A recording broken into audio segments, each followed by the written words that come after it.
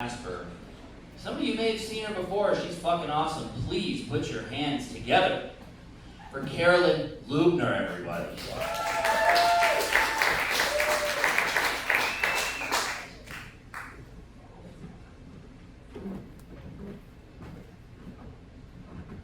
I think they put it up high to show how short I really am.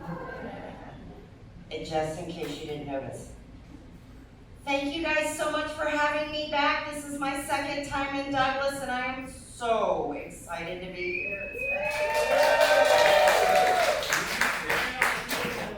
Thank you. Last time I was here, I was just engaged. But now I'm married. Thank you. I really do appreciate my husband, like a lot. He's a blue-collar man, like most Wyoming men, and he works really hard. And he comes home and sits down on the couch and chair, and he's got like that blue-collar button in their ass, you know, where they can fall asleep with the phone in one hand, just twitching, scrolling away. The beer in the other hand, never spilling a drop. I like to fuck with him sometimes like a good, appropriate feral wife. So I'll take the phone away and move it and just watch that phone twitch away. I tried to take the beer once, but he clenched down on that bitch, so I had to leave that one alone.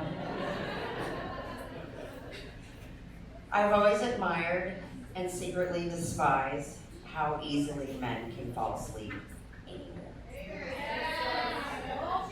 My dad had a heart attack about a year ago, and we're in for his follow-up, and he's getting like that echocardio thing where you can see it and hear it, and you hear the heartbeat echoing through the room, and then all of a sudden I hear this.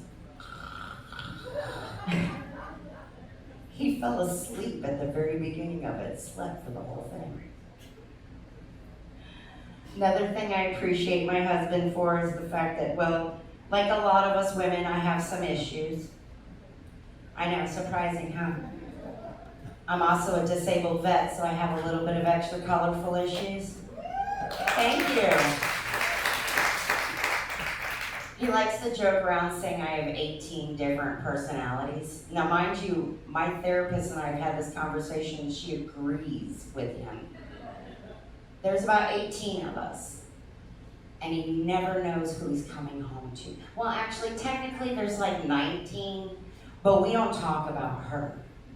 We let her sleep. Waking her up is dangerous for the household. His only complaint is that out of all 18 of them, only 3 put out.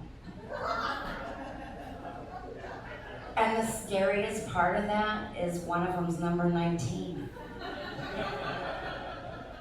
But they say crazy fuck's good, so exactly. You hope she wakes up in the middle of it, not before. You hope halfway through an orgasm, she's like, "But hello. Guess where my foot can fit." Do we have any other military vets in the house? Thank you for your service. When I joined the military, I actually had to have a height waiver, because apparently you have to be 5'2". And I am 4'10" and 3/4 inches. I know. Normally the 3/4 didn't matter, but it does now.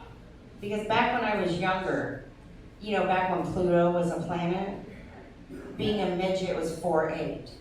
So when I got picked on, I could be like, well, at least I ain't a fucking midget. About the same time they made Pluto a dwarf planet, they raised the height of being a midget to 4'10". So I am 3/4 an inch away from a disability claim. With all the other trauma I have to deal with the fact that I married a midget fucker.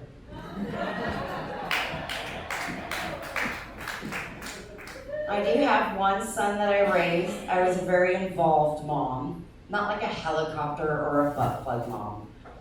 Speaking of butt plugs, have you seen the ones that light up? I think they would be amazing for night walking and night jogging. safety. It's like a safety light. It does not have to be sexual. But I'm not here to yuck your yum either. When I was a mom, I did the whole PTO, den leader, all that other fun stuff. And when I was a den leader, word got around that I was once an exotic dancer. So they asked me to step down. So I did. And then I found out later, sorry, I did step down and told them, you know what, you need to calm down. I was a stripper, not a priest.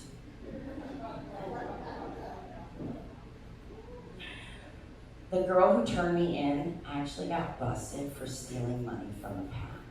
Like enough money to where it was a felony. And all I could think when they came back and asked me to rejoin was if I would have left with any money, at least I would have earned all mine. From the fathers, not the sons, their allowance isn't big enough. But being as former exotic dancer and also doing comedy, I've had my makeup professionally done a couple of times in my life. And each time I do, for some reason, I end up looking like Howard Stern in drag. Like a very, very old drag queen. Not like the fun kind either.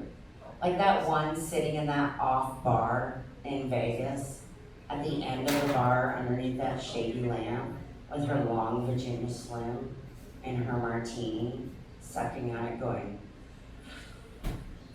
I used to be somebody. I used to blow Sinatra.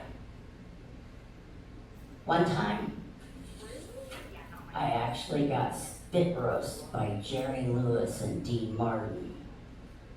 Do any of you guys know who any of those people are?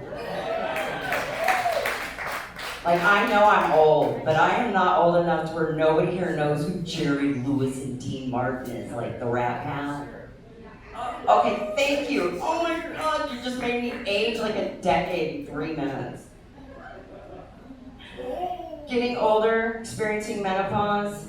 I grew up a good Southern woman where we just don't talk about. So then I reached menopause and was like, what the fuck? No one warned me about the sweat. Like that night sweat, it's not like a normal sweat. It's like this mucus, like an ectoplasm. Like, this is a true story.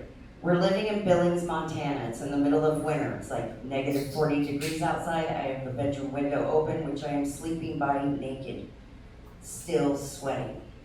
I wake up in the middle of the night drenched, scoop up a handful of titty juice.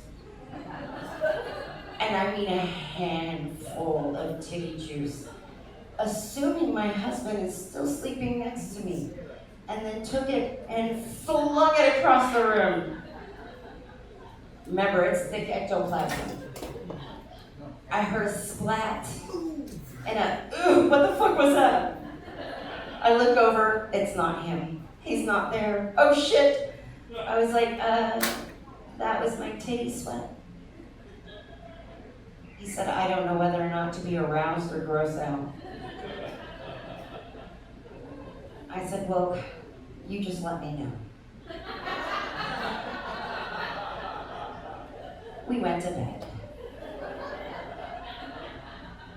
I appreciate you guys again for letting us come back out here. Coming back to Douglas has been amazing. You guys are a great town. I come like the day of, stay the day after, go around and visit things. The Plains restaurant, love eating there because you can smoke at the bar like I did back in the 80s, sitting at the coffee shop. But I'm, in my 50s. It makes me feel young again, and I appreciate that so much. Thank you so much for my time, guys. You have a beautiful night. Keep the laughter going. We have our headliner coming up.